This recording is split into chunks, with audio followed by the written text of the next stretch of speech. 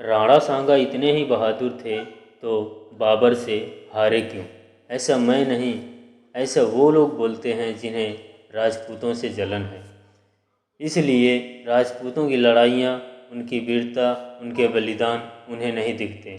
उनका मकसद सिर्फ राजपूतों की कमियां ढूंढना, उन्हें बुरा बोलना।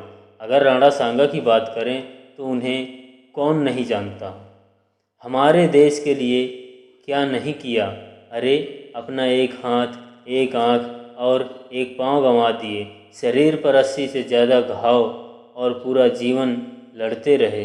इब्राहिम लोदी को 2 बार हराया, गुजरात के सुल्तान को हराया, मांडू के सुल्तान को हराया और 3 महीने तक कैद में रखा और छोटे मोटे ना जाने कितने दुश्मनों को हराया।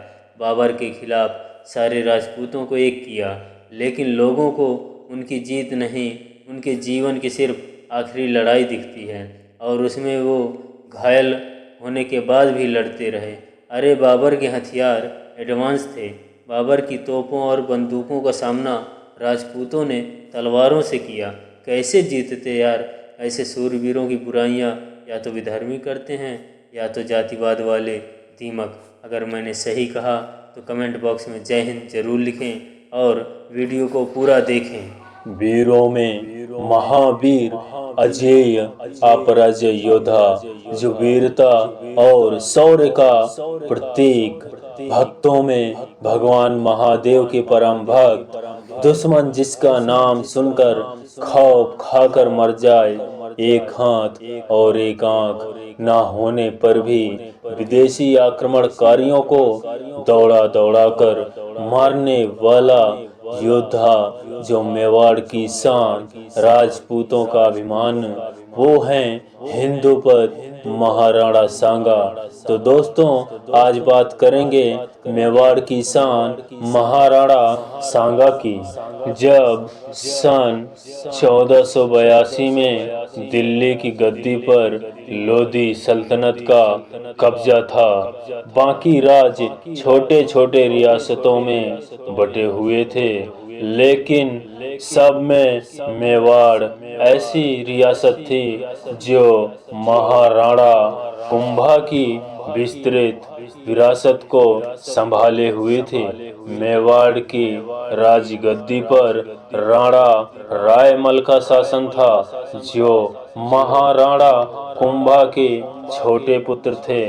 12 अप्रैल 1482 में राणा रायमल के महलों में एक पुत्र का जन्म हुआ, जिसका नाम संग्राम सिंह रखा गया, जिसे सब लोग प्यार से सांगा कहकर बुलाते थे।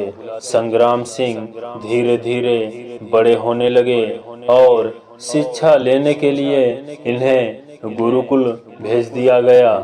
लेकिन एक दिन संग्राम सिंह अपने भाइयों के साथ में मंदिर गए हुए थे। तब मंदिर के ज्योतिषीचार्य ने संग्राम सिंह का हाथ देखकर कहा कि तू कोई साधारण बालक नहीं है।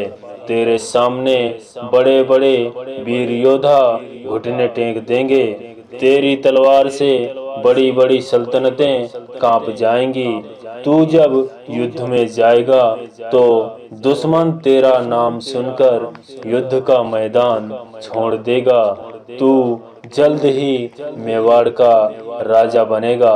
ज्योतिषीचार्य की बातें सुन बड़े भाई पृथ्वीराज ने क्रोध में आकर कहा कि सिर्फ बड़ा बेटा ही राजा बनता है। ज्योतिषीचार्य की बातों को सुनकर पृथ्वीराज और जयमल ने सोचा कि संग्राम सिंह को राजा बनने से पहले ही मार देते हैं, न ये रहेगा और न राजा बनेगा। यह सोचकर पृथ्वीराज और जयमल दोनों मिलकर संग्राम सिंह के ऊपर हमला कर देते हैं। लेकिन संग्राम सिंह ने बड़ी बहादुरी से दोनों का सामना किया। इस आपस में हुई लड़ाई में पृथ्वीराज की तलवार से संग्राम सिंह की एक आंख फूट गई। सांगा इतने ताकतवर थे कि चाहते तो अपने दोनों भाइयों को वहीं पर मार देते, लेकिन अपने पिता का ध्यान आते ही वह ऐसा नहीं किया और घायल करके दोनों भाइयों को छोड़ दिया। आपस में हुए इस युद्ध में सांगा बहुत दुखी हुए और मेवाड़ को छोड़कर चले जाने का विचार बनाया। कुछ सरदारों की मदद से सांगा अजमेर चले गए और सरदार करमचंद पवार के यहाँ जाकर रहने लगे। सांगा अब धीरे धीरे बड़े होने लगे और युद्ध कला, तलवारबाजी, घुड़सवारी आदि सीखते हुए मेहनत की आग में तपकर जो संग्राम सिंह तैयार हुआ वह पहले संग्राम सिंह से कई गुना अधिक शक्तिशाली और वीर योद्धा बनकर तैयार हुआ। इधर मेवाड़ में पृथ्वीराज और जयमल की एक युद्ध में मारे जाने के बाद राणा रायमल को पता चला कि मेरा बेटा संग्राम सिंह जिंदा है, तो संग्राम सिंह को चित्तौड़ वापस बुलाया गया। संग्राम सिंह के आने के कुछ महीनों के बाद में राणा रायमल की मृत्यु हो जाती है। इसके बाद सन 1509 ईस्वी में राणा सांगा ने पूर्ण विधि विधान से अपना राज तिलक करवाया और मेवाड़ के राज्य सिंहासन की बागडोर अपने हाथों में ले ली। राणा सांगा महाराणा बनते ही अपने राज्य को मजबूत करना शुरू किया और अपने सभी पड़ोसी रियासतों से अच्छे संबंध बनाकर उन्हें जोड़ना शुरू किया। राणा सांगा ने रियासतों को जोड़ने के लिए कई राज्य की राजकुमारियों से शादी की, जिसमें बूंदी राज्य की राजकुमारी कर्णावती भी थी।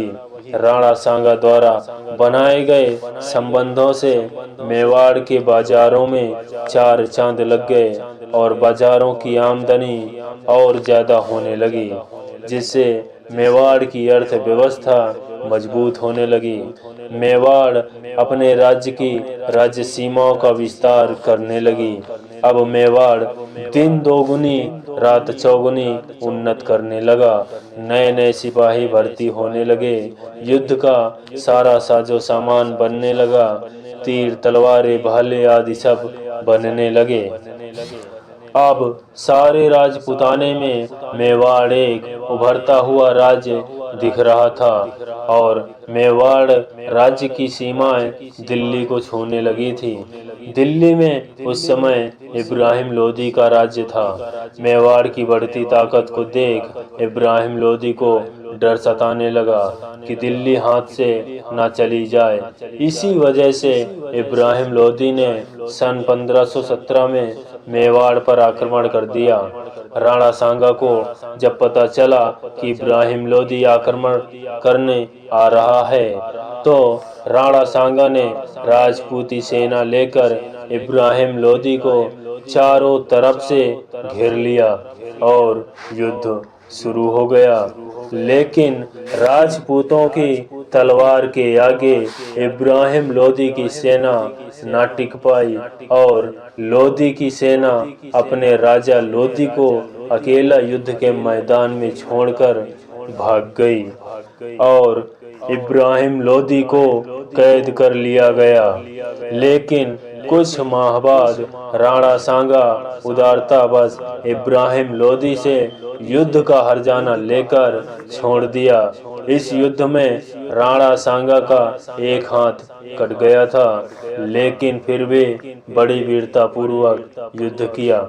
कैद से छूटने के बाद इब्राहिम लोदी ने अपने सेनापति मियां माखन को एक बड़ी सेना के साथ मेवाड़ पर हमला करने के लिए भेजा। लेकिन राणा सांगा का एक हाथ न होने के बाद भी युद्ध का नेतृत्व बड़ी वीरता पूर्वक किया और मियां माखन की लाखों की सेना पर राजपूत की सेना घायल शेरों की तरह टूट पड़ी। महज कुछ हजार की राजपूती सेना देखते ही देखते सभी को मौत के घाट उतारने लगी। ऐसी विकट मार देखकर लोधी की सेना भागने लगी। तब राणा सांगा ने लोधी की सेना को बयाना तक दौड़ा दौड़ा कर मारा और इस युद्ध को जीतने के बाद विदेशी आक्रमणकारियों को राणा सांगा के नाम का डर सताने लगा और अब छोटे बड़े रियासत के राजा राणा सांगा के झंडे के नीचे युद्ध करने लगे। मेवाड़ की बढ़ती ताकत देखकर मुस्लिम सल्तनत घबराने लगी। तब सन 1519 में मालवा और गुजरात की संयुक्त मुस्लिम सेना मेवाड़ पर आक्रमण करने निकल पड़ी। यह खबर सुनते ही राणा सांगा ने अपनी राजपूती सेना लेकर संयुक्त गुजरात और मालवा की सेना को गागरौन के मैदान में घेर लिया और आक्रमण कर दिया। और इस बार भी राजपूती सेना के आगे मालवा और गुजरात की सेना को हार का सामना करना पड़ा और राणा सांगा ने मालवा पर कब्जा कर लिया। अब राणा सांगा का साम्राज्य उत्तर भारत का सबसे बड़ा साम्राज्य बन चुका था। इधर दिल्ली पर बाबर ने आक्रमण करके इब्राहिम लोदी को मौत के घाट उतार दिया और दिल्ली पर कब्जा कर लिया। राणा सांगा को लगा कि बाबर लूटपाट करके वापस चला जाएगा, लेकिन वह दिल्ली की सत्ता पर बैठकर राज करने लगा। जब दिल्ली से बाबर नहीं गया तो राणा सांगा ने युद्ध का निर्णय लिया और पाती परवन प्रथा को पुनः चालू किया। पाती परवन प्रथा वह प्रथा है जिसमें अधर्मी और विदेशी आक्रमणकारियों को हिंदू समाज की सीमाओं से खदेड़ने की शपथ ली जाती है। राजपूताने के वे पहले शासक थे जो अनेक राज्यों के राजाओं को विदेशी आक्रमणकारियों के विरुद्ध संगठित करके युद्ध करने के लिए तैयार किया। सभी राजपूत राणा सांगा के नेतृत्व में आगरा पर आक्रमण कर दिया। बाबर ने राजपूतों के खिलाफ आगरा पर सेना भेजी, लेकिन हर हर महादेव के नारे लगाते राजपूती सैनिक की विकट मार से सारी सेना जान बचाकर भाग गई। राजपूतों की मार देखकर विदेशी सैनिक पूरी तरह से डर गए थे और वह भारत छोड़कर जाने का निश्चय कर लिए थे। इस जीत के बाद राणा सांगा को सभी राजाओं ने हिंदू पद की उपाधि दी और राणा सांगा सारे राजाओं का नेतृत्व करने वाले राणा बन गए थे। मुगल सैनिकों में डर बैठ गया और वह वापस भारत छोड़कर जाने की तैयारी करने लगे। बाबर की कई कोशिशों के बाद भी जब कोई लड़ने को तैयार नहीं हुआ तो उसने सभी मुसलमानों को इकट्ठा करके उन पर से टैक्स हटाकर मजहब के लिए लड़ने को कहा और जिहाद का नारा दिया।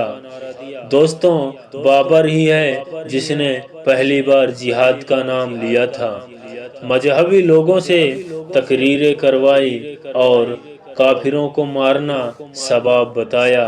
बाबर इन सब में कामयाब हुआ और उसने एक बहुत बड़ी सेना संगठित कर ली। दोबारा सन 1527 ईस्वी में बाबर विशाल सेना लेकर राणा सांगा पर आक्रमण करने निकल पड़ा।